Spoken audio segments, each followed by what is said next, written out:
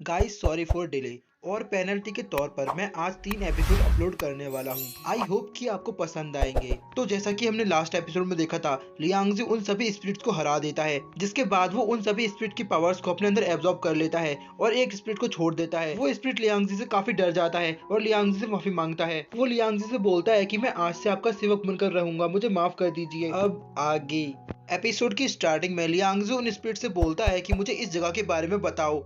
तो वो स्पिरिट लियांगजी को बताती है कि ये 9 हेवनली टीपॉट वर्ल्ड है। ये वर्ल्ड पर्पल एम्परर की पावर से क्रिएट हुआ है और अभी भी यहाँ पर पर्पल एम्परर की काफी ज्यादा एनर्जी मौजूद है और उसी एनर्जी की तलाश में अक्सर यहाँ बहुत सारे कल्टिवेटर्स आते हैं, लेकिन यहाँ आने के बाद वो सभी यहीं फंस कर रह जाते हैं। ये जगह धीरे धीरे करके उनकी सारी ट्रू पावर को एब्जॉर्ब कर लेती है, जिसके बाद उनकी फिजिकल बॉडी डिसॉल्व हो जाती है और उसके बाद सभी हमारी तरह स्पिरिट बनकर रह जाते हैं। हमें इस वर्ल्ड से बाहर निकलने के लिए ट्रू पावर की जरूरत है और इसीलिए यहाँ पर जो कोई भी नया मेंबर आता है, हम उसकी ट्रू पावर को छीनने के लिए यहाँ आ जाते हैं। तो लियांगजी उस स्पिरिट से कहता है कि तुम लोग तो यहाँ पर काफी समय से हो, तो क्या तुम्हें पर्पल एम्पर की ट्रू पावर का कोई सुराग नहीं मिला?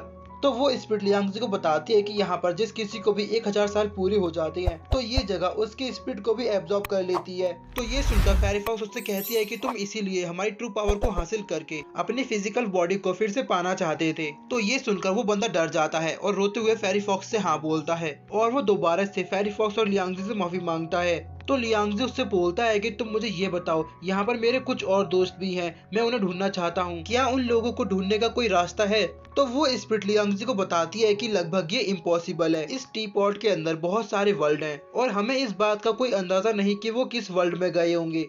तो ये सुनकर फेरी फॉक्स सोचती है कि हम बाकी सभी लड़कियों को कैसे ढूंढेंगे। लियांगजी फेरी फॉक्स से इसी बारे में बात कर रहा था कि तभी उन्हें प्रिंसेस आर्या की आवाज सुनाई देती है। आर्या की आवाज सुनकर वो लोग काफी हैरान होते हैं और वो कहते हैं कि क्या तुम यहीं पर हो? तो आर्या कहती है कि मुझे नहीं पता कि हम लोग कहाँ पर हैं, मैं तुमसे बात करने के लिए पोजिशनल पैक टेक्निक का इस्तेमाल कर रही हूँ। वो लियांगजी को बताती है कि हम कुछ कल्टिवेटर के द्वारा घेरे जा चुके हैं। तो ये सुनकर लियांगजी अपनी ट्रू पावर का इस्तेमाल करके आर्या को ढूंढने की कोशिश करता है और वो आर्या की आवाज से उसको ट्रैक कर लेता है। वो देखता है कि बहुत सारे कल्टिवेटर ने उसको घेर कर रखा है और वो सभी उन तीनों की ट्रू पावर को एब्जॉर्ब करने की कोशिश कर रहे हैं। फेरी फॉक्स लियांगजी से पूछती है कि क्या वो लोग तुमको मिल गए? तो लियांगजी उसको बताता है कि वो लोग ठीक हमारे ऊपर हैं। तो वो स्पिरिट लियांगजी को बताता है कि ये सब जानना बेकार है, क्योंकि यहाँ पर्पल एम्परर ने एक स्पेस बैरियर लगाया है जिसको पार करना बहुत मुश्किल है। तो लियांगजी अपने ट्रायल हर्ट के साथ अपनी स्पिरिचुअल स्वॉर्ड का इस्तेमाल करता है और वो पर्पल एम्परर के आउटर स्पेस बैरियर में एक होल कर देता है और वो फेरी फॉक्स के साथ वहाँ से बाहर निकल जाता है। तो ये देखकर वो स्पिरिट काफी हैरान होता है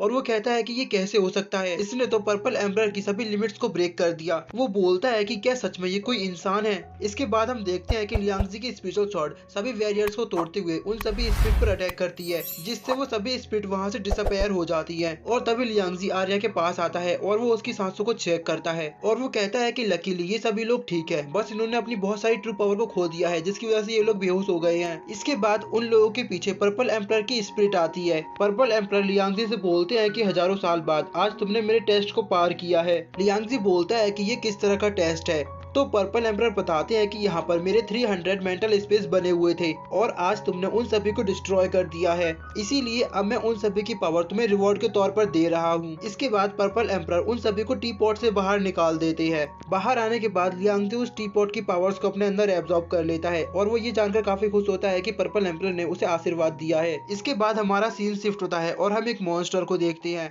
वो मॉन्स्टर एक लड़की के साथ फाइट कर रहा था जो कि मैकेनिकल पैंथर का इस्तेमाल करके उसका शिकार कर रही थी। जब वो मॉन्स्टर उस लड़की पर अटैक करता है तो वो लड़की खुद को टेलीपोर्ट करके उसके अटैक से बच जाती है और वो उसके ऊपर आकर बहुत सारे मैकेनिकल पैंथर को क्रिएट करती है और चारों ओर से उस पर अटैक करके उसे पकड़ लेती है। इसके बाद हमें पता चलता है कि वो लड़की एक स्टेट की प्रिंसेस है जिसे मशीनें बनाना पसंद है। वो बोलती है कि मेरे बनाए हुए मैकेनिकल पैंथर काफी अच्छी तरह काम कर रहे हैं और तभी हम वहाँ पर स्केलेटन किंग को भी देखते हैं। स्केलेटन किंग उस लड़की को ही देख रहा था और वो बोलता है कि ये लड़की तो काफी इंटेलिजेंट है, इसने कितनी कम उम्र में इतने खतरनाक वेपन्स बनाए हैं। वो सोचता है कि मुझे इस लड़की को अपने साथ ले लेना चाहिए, जिससे ये मेरी रिफाइंड विंड फायर व्हील को तोड़ने में मदद कर सकती है। और वो उस लड़की को पकड़ने के लिए उसके पास जाता है, लेकिन वो लड़की उसका साथ देने से इनकार कर देती है। तो स्केलेटन किंग उसको मारने की कोशिश करता है, तो वो लड़की स्केलेटन किंग से बचते हुए वहां से भागने की कोशिश करती है। और इसी के साथ हमारा आज का ये एपिसोड यहीं एंड हो जाता है। और गाइस, मुझे पता है कि आपको इसका नेक्स्ट एपिसोड देखने का काफी मन हो रहा होगा, इसीलिए मैंने उस एपिसोड को पहले ही अपलोड कर दिया है। और अगर आपको वो एपिसोड नहीं मिला तो बस थोड़ी देर वेट कीजिए, मैं उसे अपलोड कर दूंगा। तो मिलते हैं नेक्स्ट एपिसोड में, तब तक के लिए बाय। और हाँ, जाते हुए कमेंट करना मत भूलना।